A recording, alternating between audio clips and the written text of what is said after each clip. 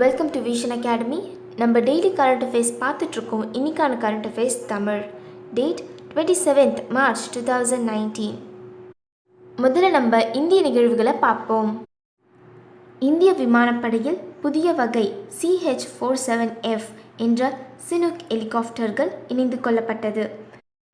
இந்த சினுக் ரக இராணுவ ஹெலிகாப்டர்கள் இந்தியா அமெரிக்காவின் போயிங் நிறுவனத்திடமிருந்து வாங்கியுள்ளது.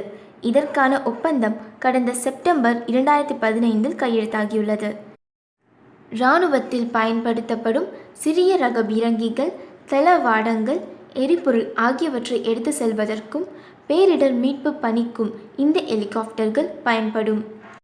4 சினுக் ரக ஹெலிகாப்டர்கள் முதற்கட்டமாக சண்டிகர் விமானப்படை தளத்தில் இந்திய விமானப்படை தளபதி PS தனேனா அறிமுகம் செய்துள்ளார். இதிலிருந்து கேள்வி எப்படி வரும்னு பார்த்தீங்கன்னா, இந்திய விமானப்படையில் இணைக்கப்பட்ட சினுக் ரக ஹெலிகாப்டர்களை இந்தியா எந்த நாட்டிடமிருந்து வாங்கியது? இதன் விடை அமெரிக்கா. அடுத்த செய்தி, மத்திய இடைநிலை கல்வி வாரியமானது இணைய வாயிலாக பயன்படுத்தக்கூடிய ஷிக்ஷவாணி என்னும் செயலியை அறிமுகம் செய்துள்ளது. இது சரியான நேரத்தில் மாணவர்கள் மற்றும் பெற்றோர்களுக்கு முக்கியமான தகவல்களை பரப்புவதை நோக்கமாக கொண்டுள்ளது. இதிலிருந்து கேள்வி எப்படி வரலாம்னு பார்த்தீங்கன்னா, ஷிக்ஷவாணி என்னும் செயலியை அறிமுகப்படுத்திய அமைப்பு எது? இதோட விடை மத்திய இடைநிலை கல்வி வாரியம் CBSE. அடுத்து நம்ம உலக நிகழ்வுகளை பார்ப்போம். சீனாவின் உலகளவிய கட்டுமான திட்டமான பெல்ட் ரோட் இனிஷியேட்டிவ் திட்டத்தில் இணைவதற்காக இத்தாலி நாடு ஒப்புதல் அளித்துள்ளது. இதற்கான புரிந்துணர்வு ஒப்பந்தம் இரு நாடுகளுக்கும் இடையே கையெழுத்தாகியுள்ளது. G7 நாடுகளில் இருந்து பெல்ட் ரோட் இனிஷியேட்டிவ் திட்டத்தில் இணையும் முதலாவது நாடு இத்தாலி ஆகும். இதிலிருந்து கேள்வி எப்படி வரலாம்னு பார்த்தீங்கன்னா, சீனாவின் பெல்ட் ரோட் இனிஷியேட்டிவ் திட்டத்தில் இணைய உள்ள G7 நாடுகளில் முதல் நாடு எது? இதோட விடை இத்தாலி. அடுத்து நம்ம விளையாட்டுச் செய்திகளை பார்ப்போம். மஸ்கட் நகரில் நடைபெற்ற 2019 ஆண்டிற்கான ஓமன் ஓப்பன் டேபிள் டென்னிஸ் போட்டியில் 21 வயதுக்குட்பட்டோருக்கான பெண்கள் ஒற்றையர் போட்டியில் இந்தியாவின் அர்ச்சனா காமத் வெள்ளிப்பதக்கம் வென்றுள்ளார்.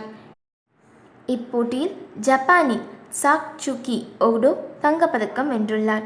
ஆண்கள் ஒற்றையர் பிரிவில் இந்திய வீரரான தமிழகத்தை சேர்ந்த சத்யன் ஞானசேகரன் வெண்கலப் பதக்கம் வென்றுள்ளார். இதிலிருந்து கேள்வி எப்படி வரலாம்னு பார்த்தீங்கன்னா, 2019 ஓமன் ஓப்பன் டேபிள் டென்னிஸ் போட்டியில் U21 பெண்கள் ஒற்றையர் பிரிவில் வெள்ளிப்பதக்கம் வென்றுள்ளவர் யார்? இதோட விடை அர்ச்சனா காமத். அடுத்து நம்ம அறிவியல் மற்றும் தொழில்நுட்ப செய்திகளை பார்ப்போம். இத்தாலி விண்வெளி மையத்திற்காக ஐரோப்பியாவின் வேகா விண்கலமானது பிரிஸ்மா என்று பெயரிடப்பட்ட ஒரு புதிய புவி கண்காணிப்பு செயற்கைக்கோளை அதன் சுற்றுவட்ட பாதைக்கு சுமந்து செல்கிறது. இந்த செயற்கைக்கோளானது சூரிய ஒத்தியக்க சுற்றுவட்ட பாதையில் செயற்பட உள்ளது. இதிலிருந்து கேள்வி எப்படி வரலாம்னு பார்த்தீங்கன்னா, இத்தாலி விண்வெளி மையத்தின் பிரிஸ்மா என்ற புதிய புவி கண்காணிப்பு செயற்கைக்கோள் எந்த விண்கலம் மூலம் அனுப்பப்பட்டது? இதோட விடை வேகா விண்கலம். அடுத்து நம்ம விருதுகளை பார்ப்போம்.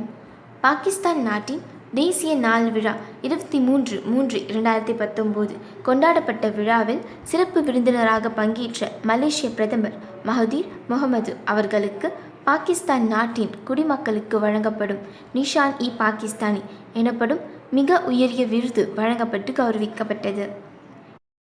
இந்தியாவின் உயரிய விருதான பாரத் ரத்னா மற்றும் பாகிஸ்தானின் உயரிய விருதான நிஷான்-இ-பாகிஸ்தானி ஆகிய 2 விருதுகளையும் பெற்ற இந்தியர் மொராஜி தேசாய் ஆவார்.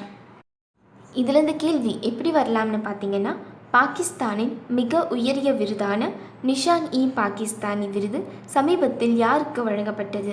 இதோட விடை மஹருதீன் முகமது. அடுத்த செய்தி, 2018 ஆண்டின் வியாஸ் சமன் விருதானது ஹிந்தி எழுத்தாளர் லீலாதர் ஜகுடி அவர்களுக்கு வழங்கப்பட்டுள்ளது.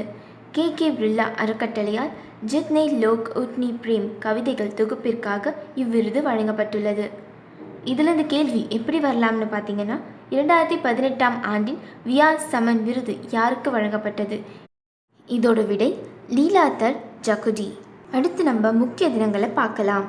சர்வதேச சாதனையாளர்கள் தினம் March 24, international day for achievers. ஏதாவது ஒரு துறையில் தலைசிறந்த சாதனைகளை நிகழ்த்திய சாதனையாளர்களை கௌரவிப்பதற்காக ஒவ்வொரு ஆண்டும் மார்ச் 24 சர்வதேச சாதனையாளர்கள் தினம் கடைபிடிக்கப்படுகிறது. உலக காசநோய் தினம் இதே நாளில் கடைபிடிக்கப்படுவது குறிப்பிடத்தக்கது.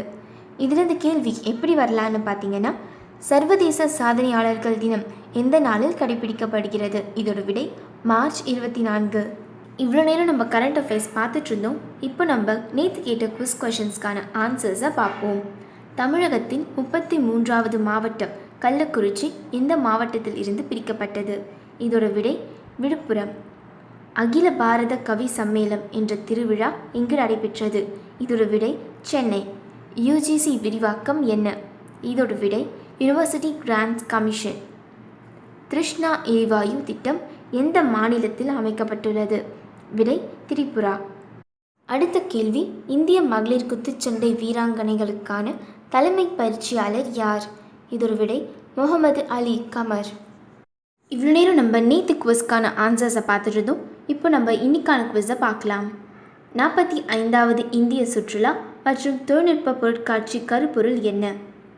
அடுத்த கேள்வி, காசநோயால் அதிகளவு பாதிக்கப்பட்டுள்ள மாநிலங்களின் பட்டியலில் முதலிடம் பிடித்துள்ள மாநிலம் எது? அடுத்த கேள்வி, எந்த நகரத்தில் 6வது இந்திய பெண்கள் இயற்கை விழா நடைபெற்றுள்ளது?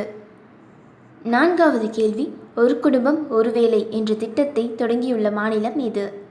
அடுத்த கேள்வி, முதலாவது பிலிப் கோட்லர் குடியரசு விருதை பெற்ற முதல் இந்தியர் யார்? இந்த குவிஸ்க்கான ஆன்சர்ஸ் எல்லாத்தையும் நம்ம நாளைக்கு கரண்ட் அஃபேர்ஸோட பார்க்கலாம். இந்த குவிஸ் எல்லாமே இதுக்கு முன்னாடி இந்த கரண்ட் அஃபேர்ஸ்லேருந்து தான் எடுத்திருக்கோம். ஸோ ஆன்சர்ஸ் தேடுறவங்க அதை ரெஃபர் பண்ணிக்கோங்க. ஆல்ரெடி ஆன்சர்ஸ் தெரிஞ்சவங்க அதை கீழே கமெண்ட் பாக்ஸில் கமெண்ட் பண்ணுங்கள். இந்த மாதிரி டெய்லி நியூஸ் அஃபேர்ஸ்க்கு விஷன் அகாடமியை சப்ஸ்கிரைப் பண்ணுங்கள். மறக்காமல் பக்கத்தில் இருக்க பெல் பட்டனை ப்ரெஸ் பண்ணுங்கள். இந்த வீடியோ உங்களுக்கு பிடிச்சிருந்துச்சுன்னா லைக் பண்ணுங்கள், ஷேர் பண்ணுங்கள். இந்த வீடியோ பற்றி ஏதாவது டவுட்ஸ் இருந்துச்சுன்னா கமெண்ட் பண்ணுங்கள்.